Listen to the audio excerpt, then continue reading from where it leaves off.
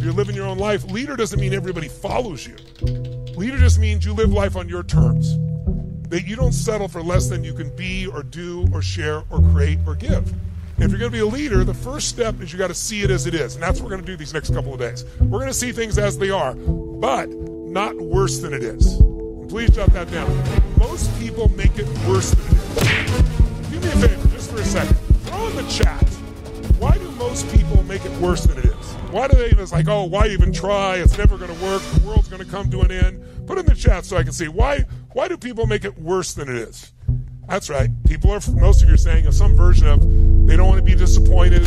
It's the unknown. They're overwhelmed. But the biggest thing is fear. There's two fears everybody has. Number one fear is losing what you have. Number two fear is not getting what you want. You might jot that down. Those are the fears that control people. Losing what they have and not getting what they want. So what most people do is make it worse than it is because they don't want to be disappointed. They don't want to fail. They don't want to feel like they're not enough. But if you're going to be a leader, you can't BS yourself. You got to tell yourself the truth. Like I used to say, I used to be 38 pounds heavier than I am now 30 years ago. And my story was, I'm big boned, right? I'm just big boned. Well, 8 pounds lighter and have never gone back to it, right? But what I really should have told myself is I'm freaking fat, right? I wasn't fat shaming myself. It was just being honest because the truth will set you what? Free. So the first piece is to see it as not worse than it is. The second step is you got to see it better than it is or you don't have a compelling future. Every leader finds a way to see as it is so they don't BS themselves, not worse than it is, and then they go, okay, here's how we're going to make it. And they get a vision. And some of you last night, that's why I was watching until 3 in the morning, were giving me kind of your vision for this next year, what you really want to do with your life. And it was fantastic. Some of you, vision was still painful. I wasn't exciting yet. And once you know you see it better than it is, now the final step is you got to make it the way you see it. And that requires strategy, not just positive thinking. And so we're going to show you some of those core strategies here. But what we really want to do is retool ourselves and get really good at recognizing these patterns. So I want to start first now, real quick, with one of the simplest patterns. In fact, when I share it with you, you're going to think, oh, Tony, this is a big breakthrough you're going to share with me here.